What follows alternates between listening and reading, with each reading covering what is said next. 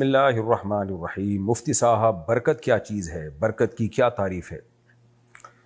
برکت خیر کثیر کو کہتے ہیں عربی میں، خیر کثیر یعنی بہت زیادہ بھلائیاں کہیں جمع ہو جائیں تو، اور عرف میں کہا جاتا ہے کہ جب کسی کام آپ تھوڑا کام کریں اس کا آؤٹ پٹ بہت زیادہ ہو، تھوڑے پیسے ہوں اس میں کام آپ کے بہت زیادہ بن جائیں، تو عرف میں ایسے عمل یعنی اس طرح کی خیر کو برکت کہا جاتا ہے۔ ہم کہتے ہیں نا ماشاء اللہ اللہ نے کتنی برکت دے دی۔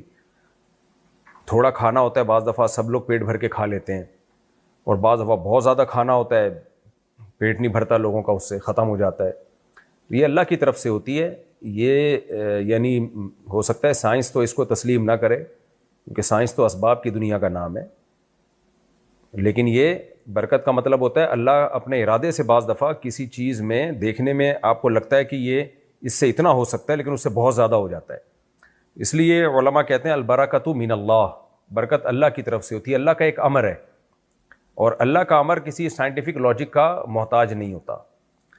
دو طرح کی چیزیں ہوتی ہیں اس کائنات میں، ایک ہے خلق، اللہ نے جو چیزوں کو تخلیق کیا، بنایا، الا لہ الخلق والامر، قرآن کہتا ہے نا اللہ کے لیے تخلیق بھی ہے اور امر بھی ہے۔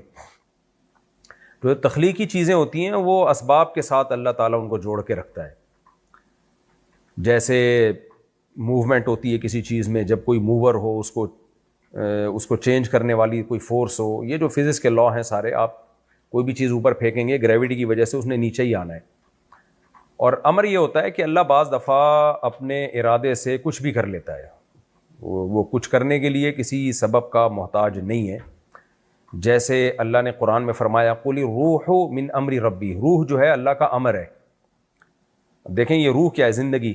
سائنس اس کو سمجھنے سے عاجز ہے کہ یہ حیات کیا ہوتی ہے، بھائی زندگی کیا ہوتی ہے؟ بس ہے، یہ باڈی سے نکل جاتی ہے تو وہی باڈی، وہی دل، وہی گردے، وہی سب کچھ بے جان پڑا ہوا ہے، کوئی اس میں شعور ہی نہیں ہے۔ تو روح جیسے اللہ اس کا خالق ہے، اس کی کوئی لاجک نہیں ہے، بس اللہ نے کہا ہو جا، وہ ہو گئی۔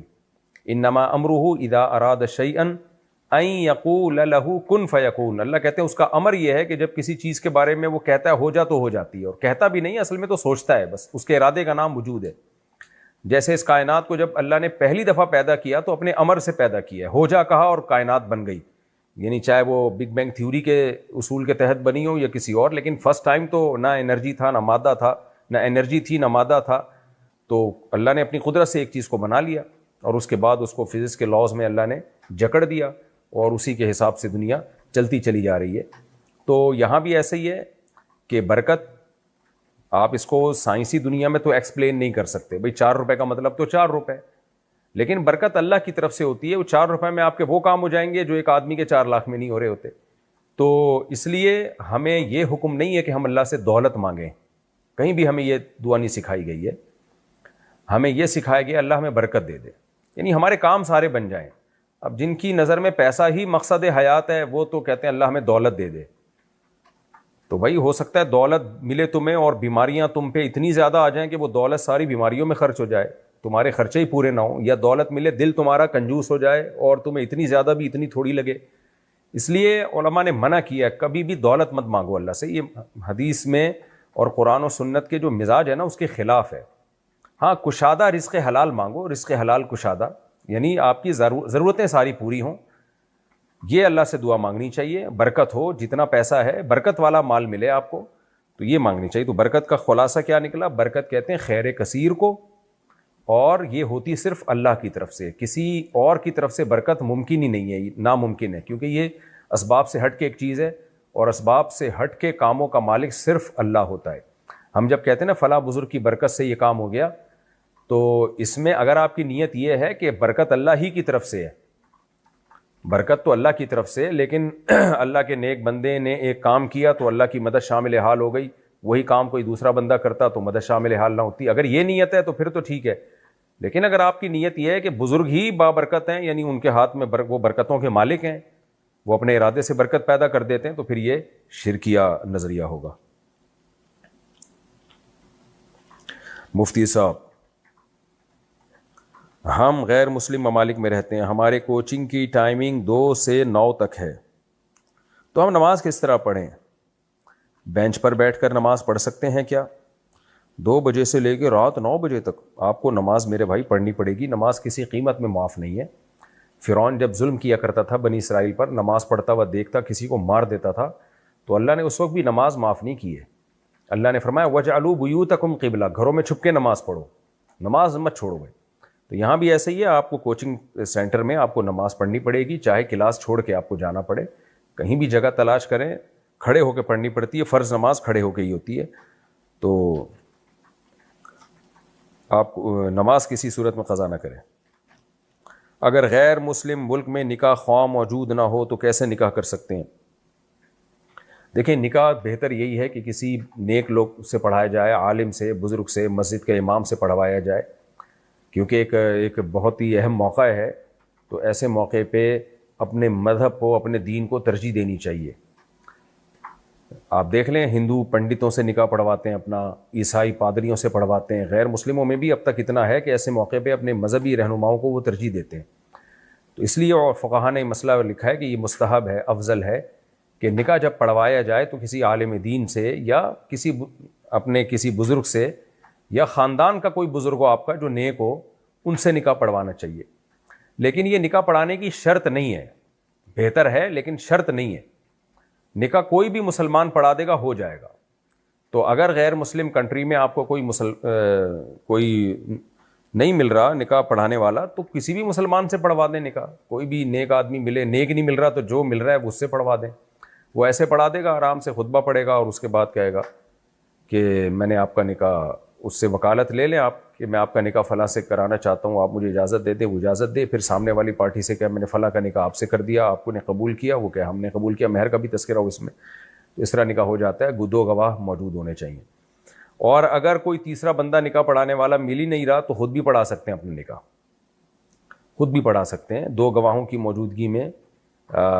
لڑکی کے والد صاحب جو لڑکی کے دلہن کے وکیل ہوتے ہیں, ان سے کہیں کہ میں نے آپ کی بیٹی سے اتنے مہر میں نکاح کیا, کیا آپ نے اپنی بیٹی کی طرف سے قبول کیا؟ وہ جواب میں کہتے ہیں ہاں جی میں نے اپنی بیٹی کی طرف سے قبول کیا, تو بھی نکاح ہو جاتا ہے. زنا نہ کرو بھائی, بس نکاح کرو, چاہے جیسے مرضی جیسے تیسے ہو کر لو.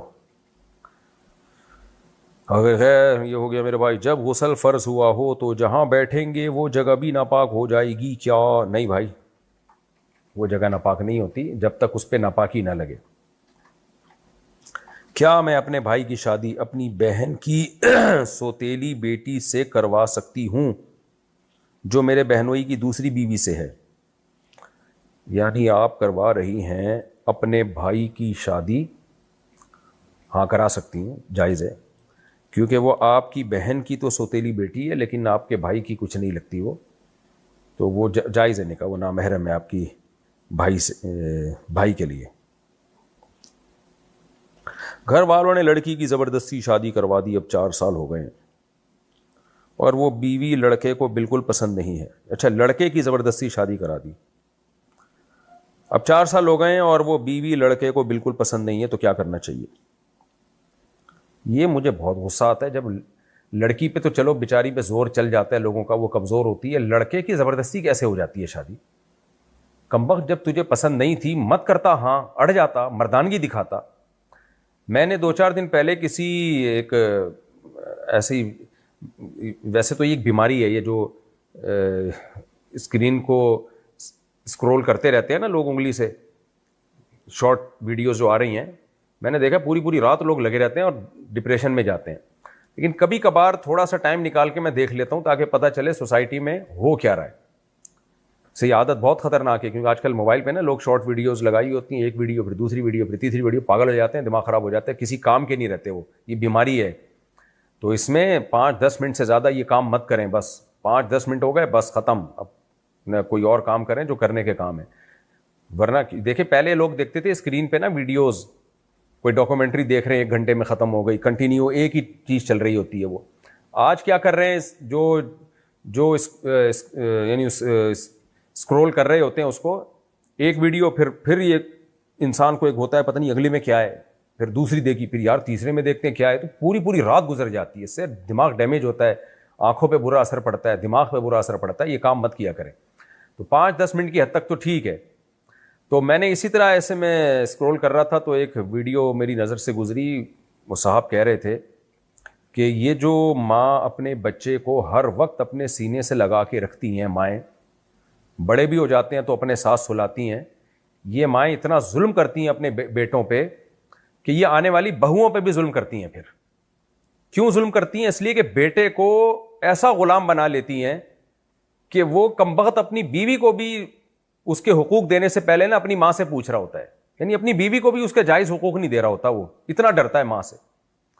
بیگم کہتی ہے بھائی یہ میرا ذات حق ہے، مجھے دو، امی سے پوچھوں گا، بھائی یہ فلاں جگہ آپ کا نکاح کرنا چاہ رہے ہیں ہم، اچھا رشتہ ہے، امی سے پوچھوں گا، ہر چیز امی سے۔ تو خود کیا کرے گا؟ تو خود کیا کرے گا؟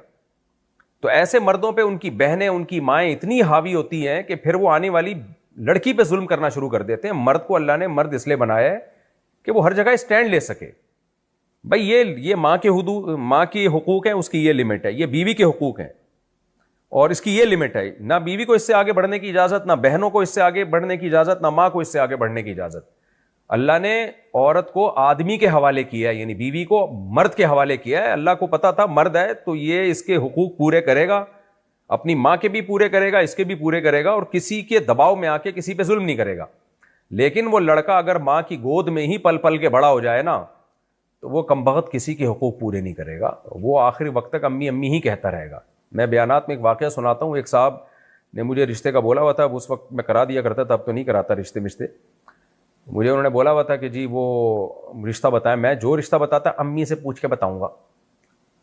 تو میں نے کہا بھائی تو اس قابل نہیں ہے، امی سے پوچھیں ضرور، امی ماں ہے، مشورہ لیں، لیکن فیصلہ آپ نے کرنا ہے، فیصلہ آپ نے کرنا ہے ہر چیز میں امی۔ پھر میں نے کہا یار تو شادی کے بعد بھی جب بیوی کسی کام کا بولے گی جو اس کا جائز حق ہے تو کہے گا امی سے پوچھ کے بتاؤں گا۔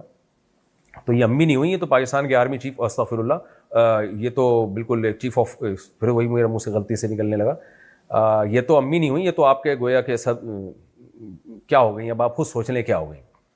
تو امی کو امی سمجھیں، امی کو امی جیسے حقوق دیں، لیکن مرد کو اللہ نے مرد اس سے بنایا جب وہ عاقل بالغ ہو جائے تو کچھ فیصلے اس نے خود کرنے ہیں۔ تو اس لیے یہ بہت بری حرکت ہے کہ آپ جناب وہ زبردستی شادی کرا دی اور آپ نے کر لی، اب آنے والی لڑکی پہ آپ ظلم زیادتی کر رہے ہو، وہ بھی 4 سال سے۔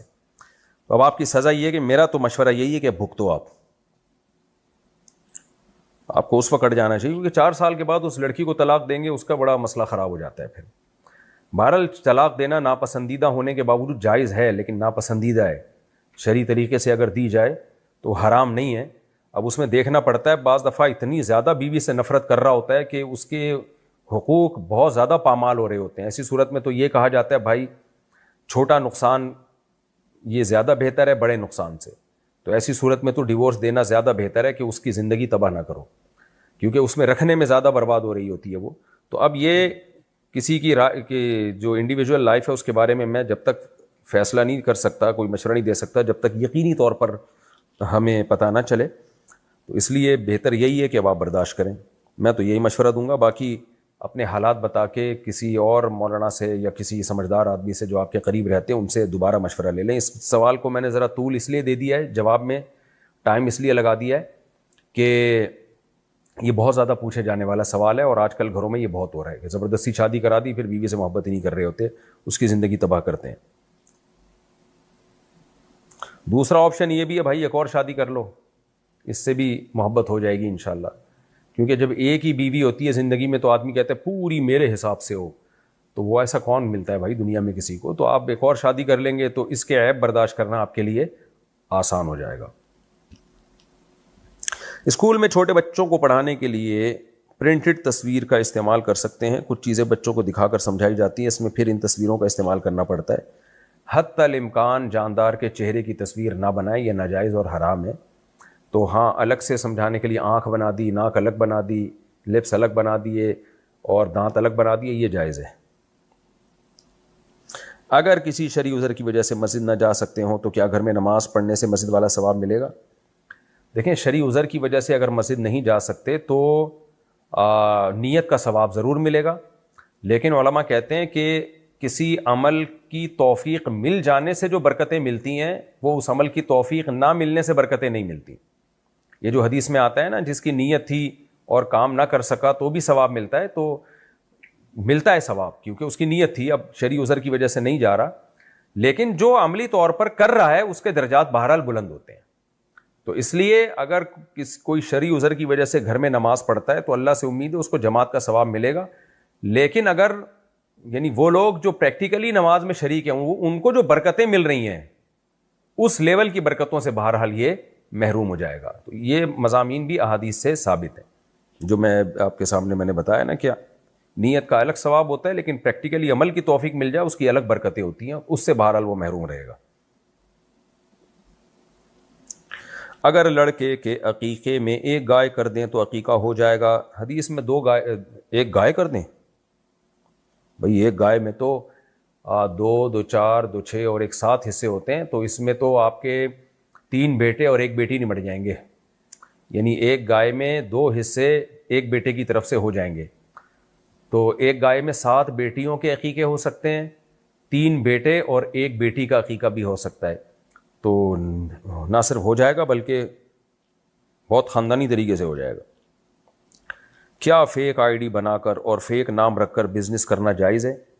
دیکھیں، فیک آئی ڈی یا فیک نام رکھ کے اس لیے بزنس کر رہے ہیں کہ آپ اپنی پرائیویسی پر لوگوں کو مطلع نہیں کرنا چاہتے، آپ نہیں چاہتے کہ میں لوگوں کے سامنے آؤں، بعض دفعہ مسائل ہوتے ہیں، تو جائز ہے پھر، کیونکہ اس میں کسی کو کوئی نقصان نہیں ہے. اور کوئی بھی آپ سے پوچھ رہا ہے نام کیا ہے، بھائی میرا نام جو ہے نا، میں یہ اس نام سے آپ مجھے پکاریں جو میں نے آئی ڈی پہ شو کیا، یہ کہہ دیا کریں اس کو.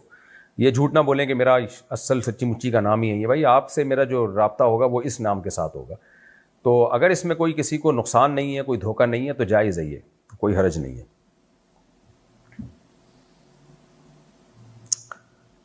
ہم جس کو صدقہ دے رہے ہیں اس کو بغیر بتائے دے سکتے ہیں کہ یہ صدقہ ہے، اور کس کس کو دے سکتے ہیں؟ جی بالکل بتائے بغیر دے سکتے ہیں. دل میں نیت کر لیں، اس کو آپ ہدیہ بولیں. اور کس کس کو دے سکتے ہیں؟ نفلی صدقہ تو کسی بھی خیر کے کام میں لگ سکتا ہے، مسجد کی تعمیر میں بھی لگ سکتا ہے، مدرسے میں بھی لگ سکتا ہے، سڑکیں بنانے میں بھی لگ سکتا ہے، درخت لگانے میں بھی لگ سکتا ہے، غریب کی مدد میں بھی لگ سکتا ہے. البتہ زکوٰۃ اور صدقہ فطر یعنی فطرانہ، اس میں یہ ضروری ہے کہ آپ غریب ہی کو دیں اور اس کو مالک بنائیں. اس کے علاوہ کسی اور جگہ پہ نہیں لگ سکتی زکوٰۃ اور صدقہ فطر.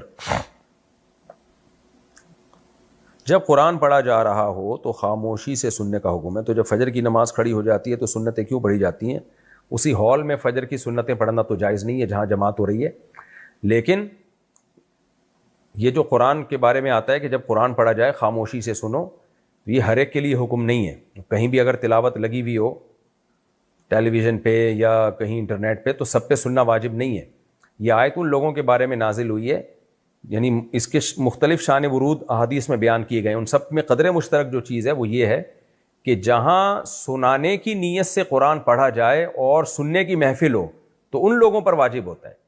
جیسے ہم کسی قاری کو بلائیں کہ آپ قرآن پڑھیں اور ایک محفل لگ جائے، تو وہاں جب قاری قرآن کی تلاوت کرے گا تو اس محفل میں موجود سب لوگوں پر قرآن سننا فرض ہوگا. اس طرح خطبے میں جب قرآن پڑھا جاتا ہے تو جو خطبہ سننے کے لیے آئے ہوئے ہیں ان سب پہ واجب ہوگا کہ وہ اس آیت کو، اس قرآن کو سنیں اور باتیں نہ کریں. اسی طرح نماز جب قائم ہوتی ہے تو جو امام تلاوت کرتا ہے وہ پبلک کے لیے نہیں کرتا، وہ مقتدیوں کے لیے تلاوت کر رہا ہوتا ہے.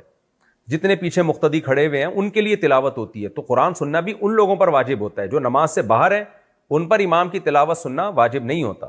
تبھی آپ نے دیکھا ہوگا امام قرآن کی تلاوت کر رہے ہیں، پیچھے لوگ نماز میں ہاتھ باندھے کھڑے ہیں اور پیچھے وضو خانے میں لوگ باتیں کر رہے ہوتے ہیں. تو ان باتیں کرنے والوں پہ یہ فتویٰ نہیں لگایا جائے گا کہ یہ قرآن نہیں سن رہے، ان کو گناہ مل رہے ہیں. ہاں ویسے کہا جائے گا کہ یار جب قرآن ہو رہا ہے تو آپ باتیں کر کے ڈسٹرب کیوں کر رہے ہو نمازیوں کو؟ وضو کے دوران باتیں کرنا ویسے بھی ناپسندیدہ عمل ہے، لیکن یہ آیت اس پہ فٹ نہیں کی جائے گی. تو اگر فجر کی جماعت کھڑی ہوئی ہے اور کوئی شخص اسی ہال کے اندر 2 سنتیں پڑھ رہا ہے تو اس 2 سنتیں پڑھنے والوں کو منع تو کیا جائے گا کہ جس جگہ جماعت ہو رہی ہے وہاں دوسری نماز جائز نہیں ہے. اس بیس پہ تو منع کیا جائے گا، لیکن یہ نہیں کہا جائے گا کہ قرآن پڑھا جا رہا ہے اور تم اس کو سن نہیں رہے اور قرآن کی اس آیت کی مخالفت کر رہے ہو جس میں اللہ نے حکم دیا اذا قرئ القرآن فاستمعوا له وانصتوا. یہ دلیل نہیں اس وقت بنتی، کیونکہ یہ دلیل ان لوگوں پہ فٹ بیٹھتی ہے جو نماز میں امام کے پیچھے اس نماز میں شریک ہوں. ان پر واجب ہے کہ وہ سنیں اور امام کے پیچھے خاموش رہیں.